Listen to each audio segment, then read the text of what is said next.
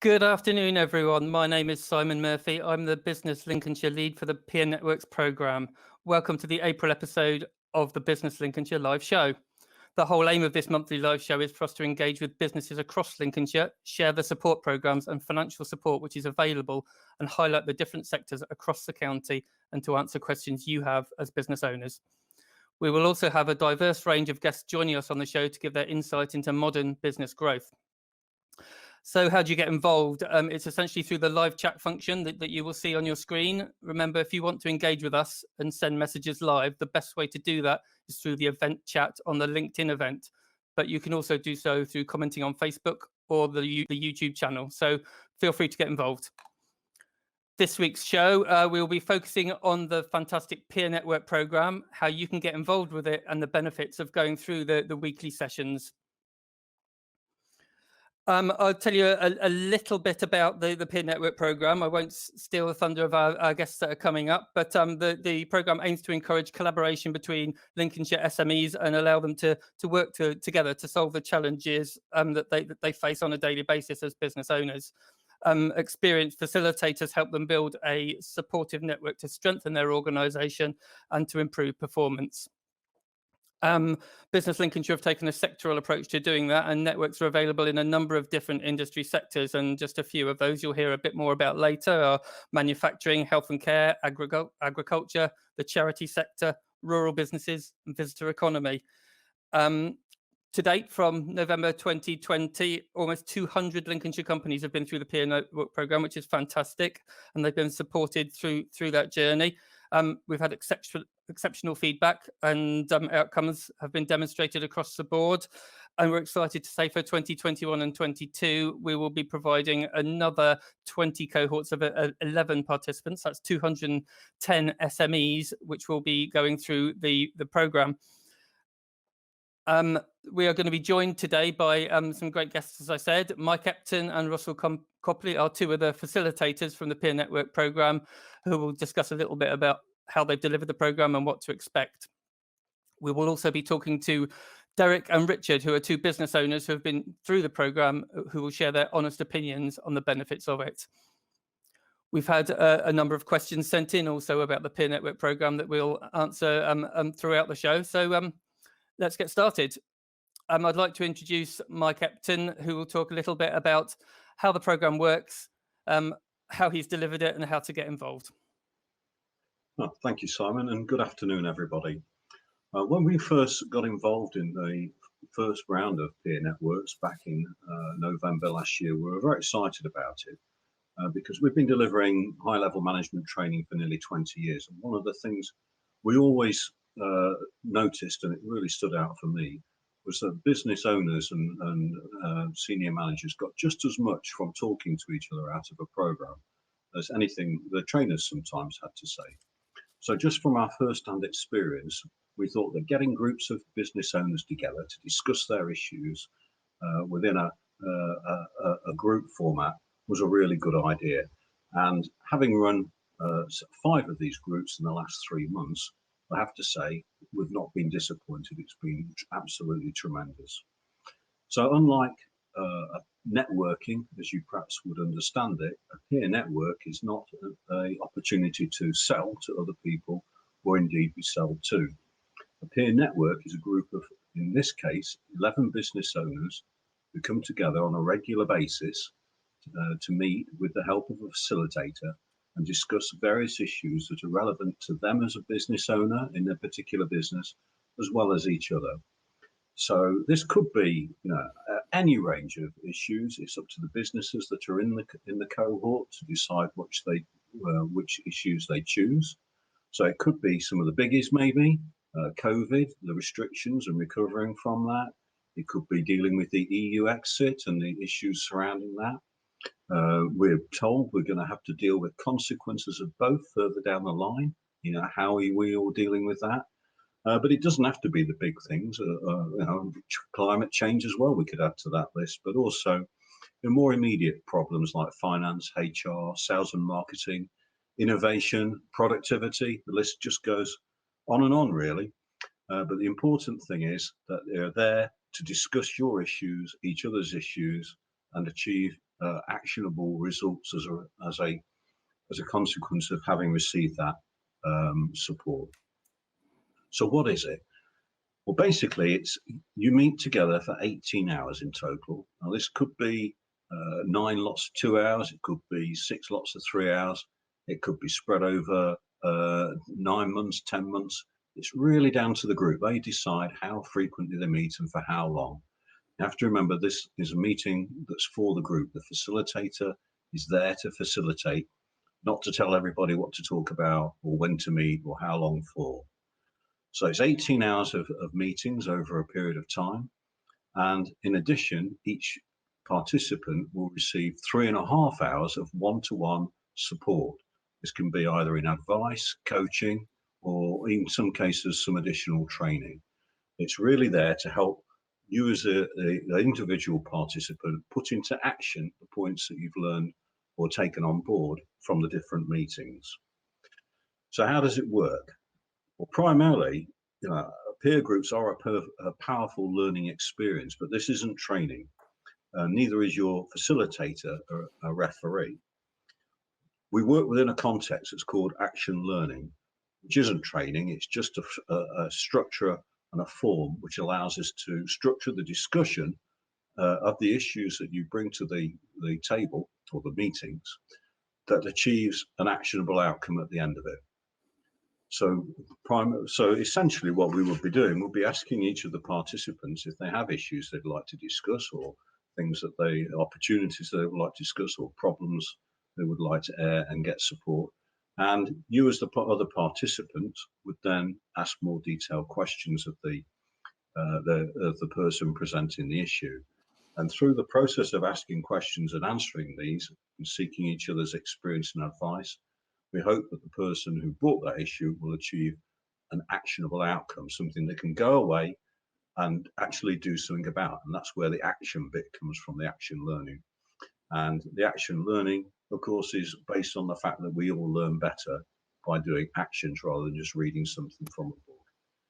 There is a bit of kickback on this, of course, that, if you've received all the help from your peers, then the next time you meet, you're going to need to tell them what you've done. What we don't really want is people coming along and saying, well, I've not done anything.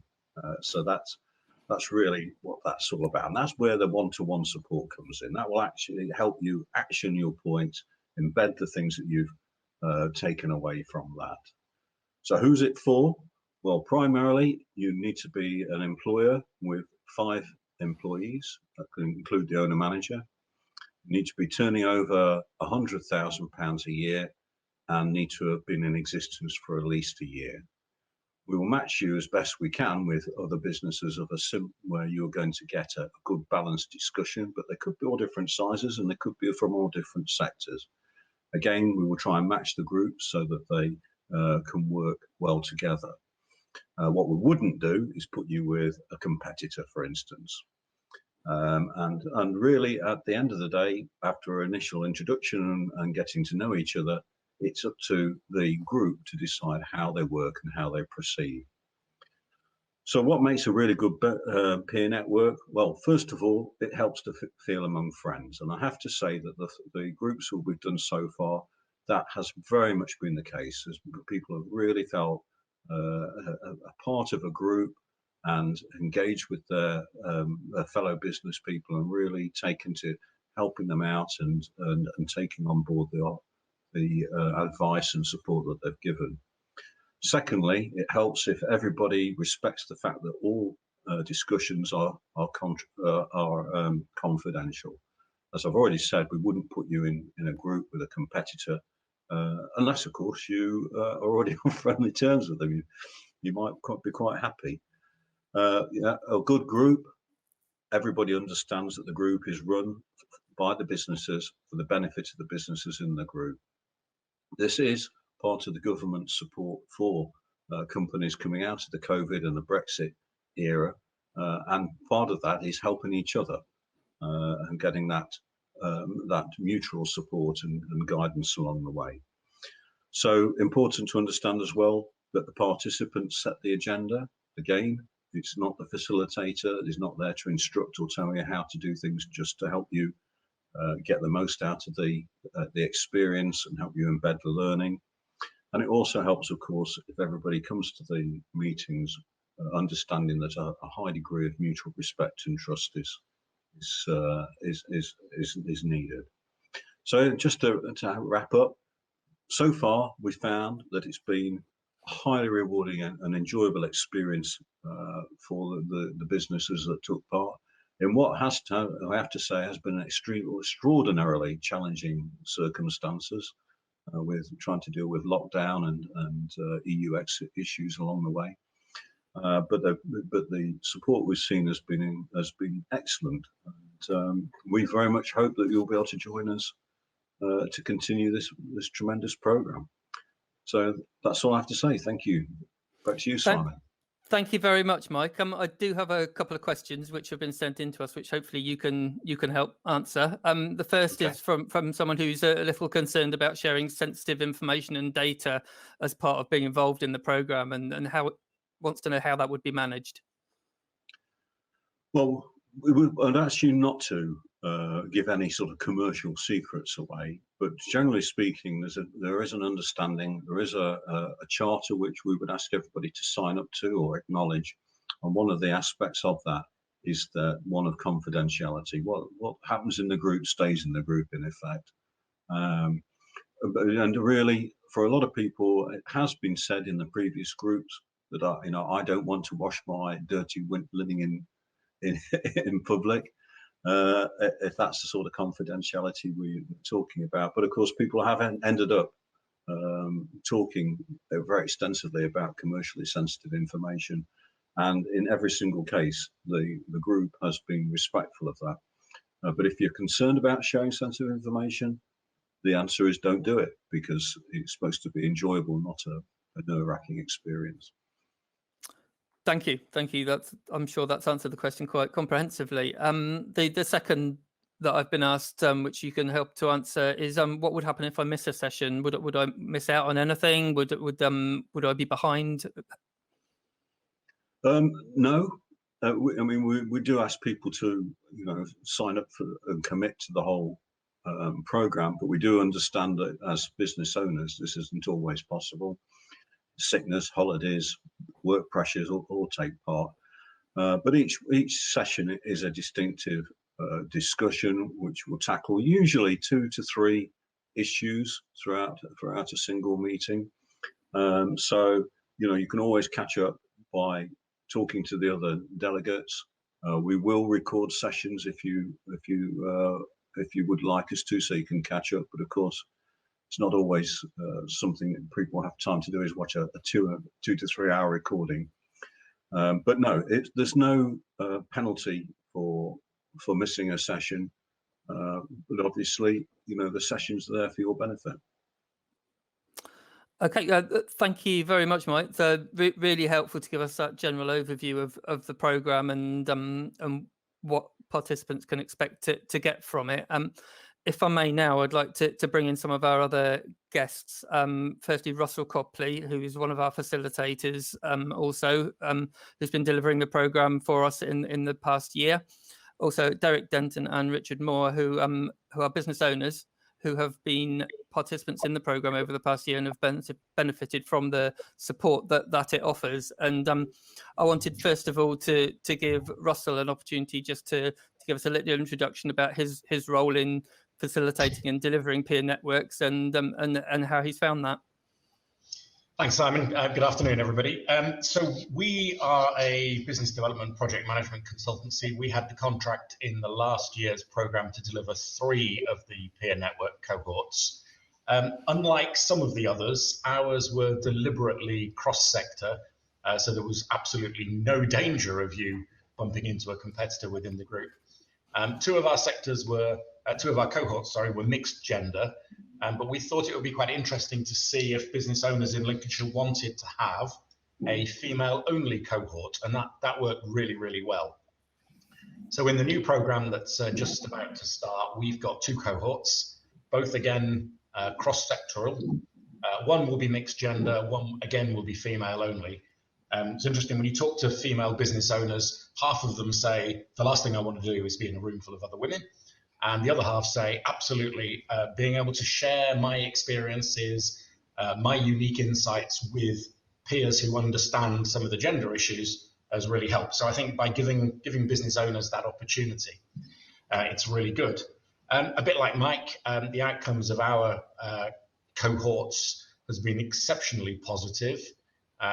One of our first cohorts finished about a month ago, and already 10 days ago, they've met up as a group in the real world, in a hosted, semi-structured environment. So Mike talked about how the structure builds, and I think the phrase that sticks with me is building business friendships. And so this group has met already once post the formal program, and has got another meeting in about 3 weeks' time. For me, it's about collaborating, it's about support, it's also about challenge, and I think Mike used the phrase holding to account. When you're stood in front of a group of your peers and you say, I'm going to do this before we meet again, you kind of feel compelled to, because you don't want to let your new friends down. So we're really looking forward to the next 2 cohorts that we're going to be running. And if I'm honest, the thing we're looking forward to most is actually having a bit of time to do it without the rush that we had in the last programs.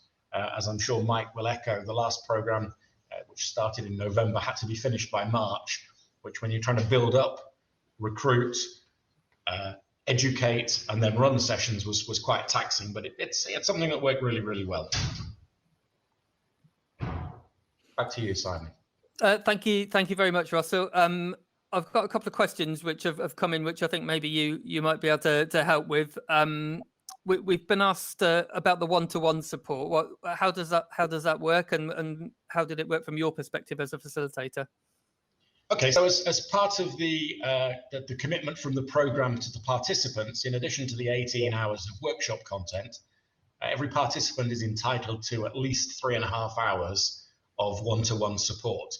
Now, that one-to-one support is facilitated by the facilitator. It doesn't need to be delivered by the facilitator. In our experience, most of it was actually delivered by the facilitator, and it's to pick up on issues that were raised in the peer network workshops that might need a little bit more fleshing out, or might need some hand-holding, or might need some support, advice, and guidance to help businesses deliver.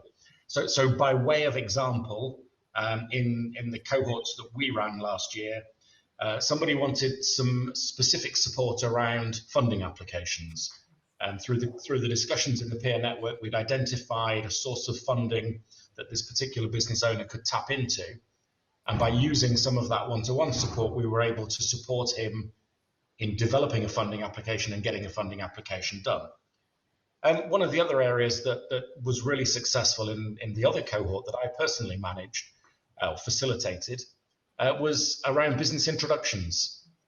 So as you develop your business friendships, so you as the participant become friends with 10 other participants, you then might say, well, look, what I'm really looking for is an expert in digital printing, an expert in label printing, an expert in no matter what it was. And we were able, through some of the one-to-one support, to be able to open doors and effect really, really useful business introductions that are handheld and introduced, rather than just, here's a LinkedIn contact.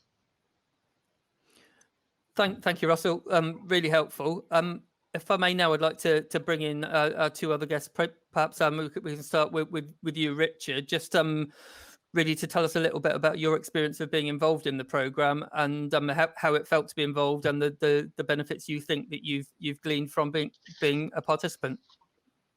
Yeah, thank you, Simon. Yeah, I mean, mine was the end of January. I think my cohort started, my peer network cohort. It was a really enjoyable experience, and obviously very timely, because that was bang in the middle of second lockdown for us. So we were, we're all going through challenges. So I think right from session 1, Russell was our facilitator, and we had a really honest conversation about the challenges everybody was facing. So it was good to be able to not just be in your own bubble of trying to talk about work out solutions to what you were going through, but actually have other people's opinions. So that was a massive benefit. It was like a mastermind. I kept saying it's this mastermind where you can talk to other people of varying experiences and just get honest feedback about what you're going through. So that was something that I felt was huge from the peer network, going through that and having people that were actually going to just listen to your problems and give you their honest opinion based in their experience. And we had a diverse group in our cohort, people who've been running businesses for 1 or 2 years and people who've been in for 20, 30 years. So I think that diversity was really good as well. The other things, as Russell touched on, was the sharing of LinkedIn contacts, us all saying to each other, is there anyone who I'm connected to on LinkedIn that you want introducing to? You know, that was a real proactive way of just opening a door for other people in our group. You know, there was no benefit from any of us. It was just sort of saying to everyone else, you know, look through my LinkedIn contacts and anyone you want introducing to, I'll do the introduction. So that was a very proactive way. And that accountability that Mike and Russell touched on, I think at the end of every session, you had sort of things you said, that's what I'm going to do before the next session. And it just made you take action. There was no sort of escaping the fact you had to stand up in the next session and say what you'd done or hadn't done. So that was my experience of it, you know, very positive at every step. And just friendships that we've already since it finished at the end of March, we've already continued, and we've discussed, as Russell said, about us getting together once every 3 months or once a year, and just meeting up as a group and seeing how we're all getting on and helping each other keep moving forward. So that's great. And the one-to-one support, which Russell touched on just now, did you find that beneficial?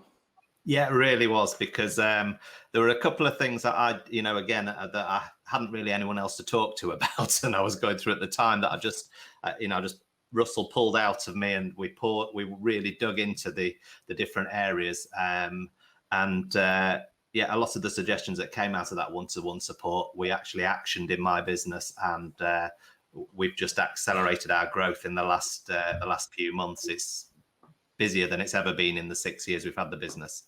Now it's not all down to Russell, but I'll give him fair credit that he made us focus on the right areas, and he just stripped away all the noise and said, right, these are the areas to focus on, and we went off and did that. So again, very, very useful.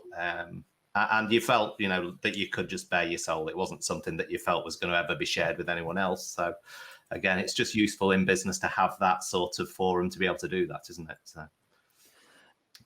Fantastic. And did you find, some people may be worried a little bit about the time commitment for the program, and they're all busy business owners and a lot to do on any given day to connect with their customers, and the administration that it takes to run a business. Is it too much? Is it manageable? I don't think so. I think we all agreed in the first session that you have to make time to build your business. There's no escaping that. And this was just part of that commitment. When you're busy in business, as everyone who runs their own business is, you've got lots of pulls on your time, but also just having that discipline of making time to do things. And as I say, take actions on that time. It wasn't just going through a 2-hour session and then nothing happening. You were actually doing other things as well. I think it's that discipline you get into by doing that. And I've continued it now in different areas. I'll use it for training and things like that. So it's, I think the time commitment's always things when you're busy, you think, how on earth am I going to find 2 hours? And you actually think, when you analyze what your day looks like, well, there's plenty of time I can move around and find that time. And it's so beneficial. As I say, once you've gone through 1 or 2 sessions, you think this is, it's just something that you've got to make the time for. So fantastic. Thank you so much, Richard. That's a great insight into how it feels from a participant's perspective. And if I could bring Derek into the frame now, and really ask you to do the same thing and just give us an overview of how it felt for you to be a participant, and how it benefited you as a business owner. Okay. Good afternoon, everybody. Well, I'm Derek Denton, the Director of UK Alternative Energy. We're a renewable energy consultant and installation company. I'm a sole director, and like most small businesses, I started in a spare room in the house. I'm not used to running a business, so over the last 12 years, I've had to develop skills in HR, managing staff, or that side. So throughout this career, I constantly have doubts and constantly being pushed out of my comfort zone as the company grows. So all the doubts and fears that you have as a company director, I don't really know where to go to talk to those people in similar situations. So what the peer networks did for me, it allowed me to be in a group of similar companies that when you actually get talking to, have the same issues that you have. So it doesn't matter what you sell, make, manufacture, the day-to-day issues that we all face are very similar. So that kind of gave me confidence in going forward that actually the doubts that I have, other company owners are having as well. So once I was in that group, topics would be spoke about, we'd discuss, we would agree what topic to talk about in the meeting. We'd all put our part into the pot, and then hopefully people would come away with some insight to how to improve that doubt, that fear that they had. I found it a very positive thing. I felt safe in the group. So when you talk about talking, sort of bearing your soul a little bit, I felt okay in that because I trusted the people that I was around. The kind of people that I was put with, there's about 11 in the group. We had people from hospitality, finance, catering. And like I said earlier, even though they're all different sectors, we still face the same challenges trying to grow a business, be successful, and COVID. You know, we all have these things in common. I took a lot out of the group, and I would recommend it to anybody else who has these challenges in their business. It gave, everybody would give you a different perspective from outside the box. So the problem that I'd say to the group what my main problem was, then we'd discuss it. And it was great to get input from people on the outside looking in. Because as we all know, we get trapped on this hamster wheel a lot of the time and we can't get off it. So being in this group allowed me to get off it and take other people's views on board. I got some really good points and some guidance. So, for example, one thing, I have a lot of issues on servicing. Well, one lady suggested do videos, send them out to the customers.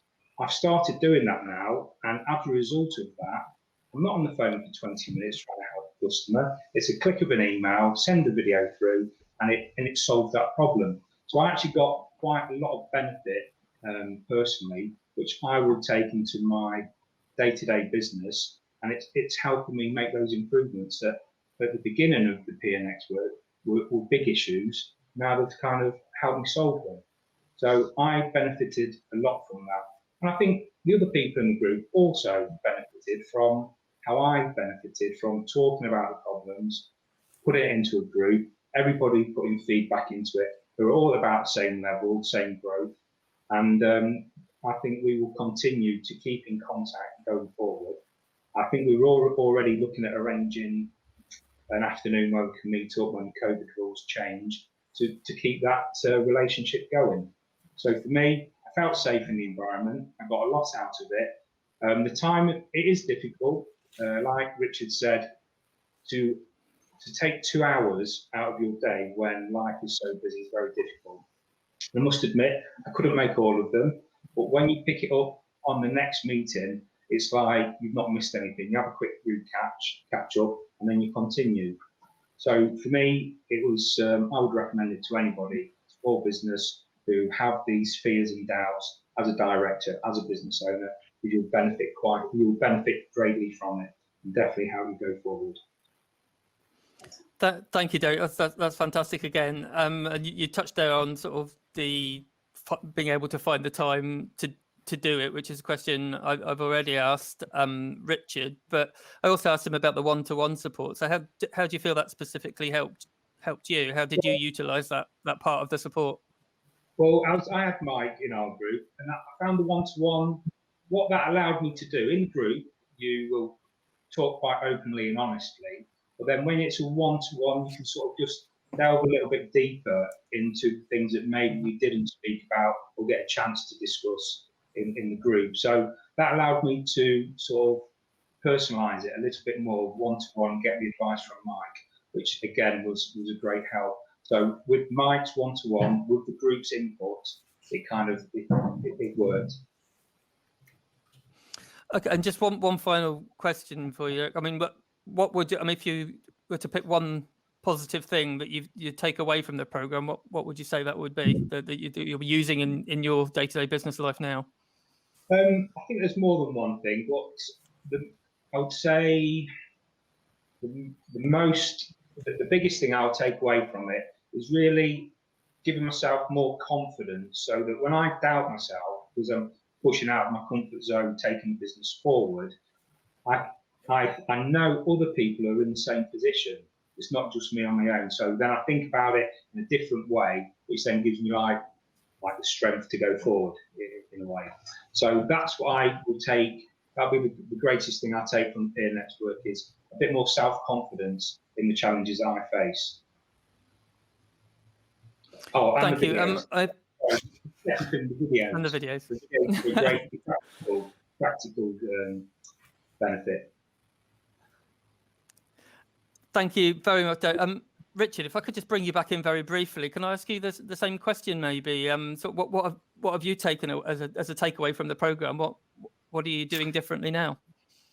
I think it was, as I say, it was the advice that we came up with in the one-to-ones. We sort of planned a strategy around coming out of COVID. We planned the strengths of the business and to focus on those, some areas that we wouldn't focus time on. So so a lot of those things going forward are what we've really since beginning of April have been focusing on, and March. The other things, I think we've used one of the people who were in our peer network. We've used one of them for building our new website and looking at our brand, things like that. So we've had that actual, meeting people that you thought, I will use you for helps and support in building my business.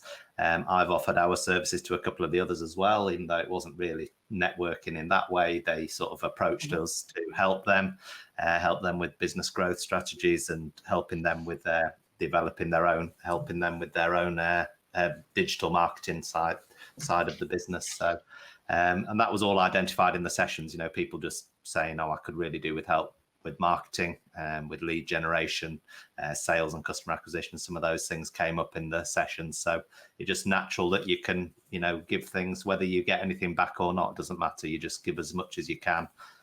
So we had a few Zoom calls after the sessions with people and just help them. So I think it's the ongoing things are actually the real things that was the came from the peer network, was the one-to-one with Russell, and really focusing on the areas to grow again, and to really build, and then using some of the people that we met in the network. And I mean, there's such experience in ours. As I say, there was people who've been in business 30, 40 years who just, you want to pick their brains on things, don't you? So I think that was my main takeaway, was just that I've got a network of people now that I can always fall back on. And if I've anything I'm going through myself, like Derek rightly said, there's people there you could talk to about it. Thank you very much. I've got one more question, which I thought perhaps Mike and Russell might be able to come in on, if that's all right, guys. The question that's been asked is what happens at the end of the programme, and we've touched a little bit on that in terms of sort of creating that network. But Mike, I mean, what are some of your participants? How have they taken things forward once the programme has ended? Well, one of the aims of the programme is to leave the groups in a position to be self-sustaining, able to continue working with themselves. In the case of the groups I work with, we will be meeting again, and we had intended to meet sometime middle of May, and just to continue the conversations really, and to catch up. As Derek said, the group he was in, one of the ladies ran a hospitality arranging firm, for want of a better description. Another one ran a hospitality venue. So between them, they were desperate to arrange a meeting for everybody to meet live. And I think that probably the groups will continue to work together over a long period of time. I mean, clearly, the benefit is is if there's something in it for you and you enjoy the experience, you'll keep doing it, won't you? And therefore, I think that people will continue to meet and work together. And on the working together side of things, as both of them said, you know, like, get taken away from other people has been tremendous. We have seen quite a few people working together away from the groups, doing business together. But clearly that wasn't the objective of it, but that's naturally happened, as well as providing each other with quite a lot of support and information and introductions. And as Richard was saying, you know, he's been enabling those introductions. People have been doing that and been very happy to do it. You know, even with one group, somebody gave away a complete voice over IP telephone system they were no longer using. Wow. So, you know, it's just great to see that sort of cooperation. And in terms of, you know, the mismatch of businesses, well, all of our groups were multi-disciplinary, as it were, and they were of all different sizes. So, you know, and as Derek found, you know, everybody does tend to have very similar ongoing challenges or opportunities or issues. And really the only difference between a small company and a big company is a couple of noughts on the end of all the numbers. The issues tend to be the same, just a little bit more complex. So in terms of moving on at the next stage of this, we feel that most groups will want to carry on working together and will do so with or without our help. Thank you. Russell, is that your experience as a co-facilitator? Yeah, very, very much so. As I said earlier in my intro, so one of the groups that I personally facilitated has already met in the real world, a physical meeting, socially distanced, but with bacon sandwiches and coffee, and it was a delight to be back in the kind of real world. So the group that Richard wasn't in tended to be slightly larger businesses, slightly more geographically spread. They've expressed a very strong interest that they want face-to-face meetings. Quite a few of the businesses have got venues of interest, I think is probably the way to describe it, in terms of their premises. So they're very keen to see what they've been learning about each other's business, but see it in context, see it in physical context. So that group is going to meet monthly in a face-to-face environment. I'm not doing the facilitation, but they are facilitating themselves. So at the last meeting where they met face-to-face, they had a topic that they wanted to discuss, and I was invited as a participant rather than a facilitator. Mm-hmm. And then they've agreed, or we've agreed, as it now is, we've agreed the topic and the venue for the next meeting, which will be in the middle of May. Richard's group are going to be blended, I think. They're going to mix between physical meetings in a face-to-face environment and maybe some virtual meetings through Zoom or video conference technology. If I'm totally honest, one of the reasons why Richard Groups really wants to meet face-to-face in the real world is one of the participants in our group was a brewery. And everybody, to a man and woman, is very keen to get and visit the brewery and have the guided tour and the tasting session. And the third group, our female group, they're going to be meeting again, a blend of face-to-face and virtual, and again, self-facilitated. So not a meeting for a meeting's sake, but a meeting to discuss a particular topic or a particular subject, or to share some concerns. And just while I talk about sharing concerns, and I'm sure Richard won't mind me saying it, but within the group that Richard was a member of, after maybe the second or third meeting where they developed that feeling of trust, that confidence in each other, and the confidence in the confidentiality, we split the meetings from then on, so that half the meeting was around a theme that was driven by the cohort, and half the meeting was one of the cohort members presenting to the other members saying, this is my business, these are my issues, these are my concerns, and in some cases, incredibly detailed commercially confidential information. What should I do next? How can I move this business forward? And as one of the guys described it, it was like having a board of 10 non-executive directors, each with different experiences, that were able to look at a business problem or a business opportunity. It's what we call outside insight. And that was incredibly powerful. But it was also very, very brave. of the business owners who were bearing their soul in front of a group that actually, let's be honest, they'd not met face to face. They'd only met virtually. That's great. And you touched on what you said about post-program, and the participants are deciding whether they want to meet again virtually or meet again face to face. But is that the case in the delivery of the program itself? Can you choose whether to meet virtually or face to face? Yep, certainly. As I understand it, for the new program, it's going to be driven. I mean, I think Mike said in his introduction, everything about the program is driven by the participants. So certainly when we develop our 2 cohorts and we've recruited, the first question we're going to be asking them is, how do you want to meet? The second is, how often do you want to meet? And the third will be, for how long? And the guidelines that we're given as facilitators is, over the period of time, we have to have done 18 hours of workshop or facilitated action learning cohorts. But as Mike said, whether they're 3 hours or 2 hours or 1.5 hours or 4 hours is driven by the cohort. Whether we meet face to face or virtually or blended, and my guess is we're probably going to go for blended, again, driven by the cohort. So there's nothing dictated by us. I think the word facilitator is a bit of a clue as to what we do. We're not dictators, we're not managers. We are the enablers, we're the facilitators.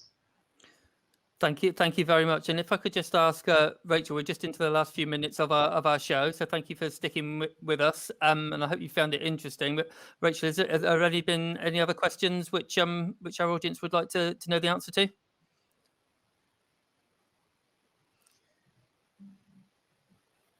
Okay. Nothing specific has been raised, and I think we've gone through an awful lot in the time we've had there. So I hope that you've all had your questions covered, and you found it interesting, and it's inspired you to get involved in peer networks. And if you've not been involved in it already, to sign up. We'd love you to take advantage of the peer network program, which as we've said is absolutely fully funded. To get involved, we'd like you to go to our Business Lincolnshire website, businesslincolnshire.com, and if you just use the search function on there to put in peer networks, you'll bring up a host of information there, and it will give you contact details of all the facilitators who are running peer networks for us going forwards for the next year, and all of the different sectors which they're covering. As we've said, there are some specific sectors in there which might cover your business, or you might prefer to be involved in a general sector, which Russell and Mike are both running general cohorts, which will be a variety of different businesses and sectors. So all it remains for me to say is thank you very much for attending today's show, and please don't forget to put into your diary that for Tuesday the 25th of May at 12 noon, that's our next live show. And that will be about Lincolnshire's visitor economy and staycations, something I'm sure is on everyone's mind at present as we come out of lockdown. So I'll just leave you with this. Please have a look at our website. There's lots of support on there for businesses throughout Greater Lincolnshire and Rutland. There are grants available on there which you might be able to take advantage of. Look at our grant finder tool. We have specialist advisors across the county, no matter where you are in Lincolnshire, who might be able to help you and support you. So please have a look at the support that they can give, and we can refer you to them for a diagnostic and some support. And do sign up to our newsletter and our social media channels. So thank you very much again for watching.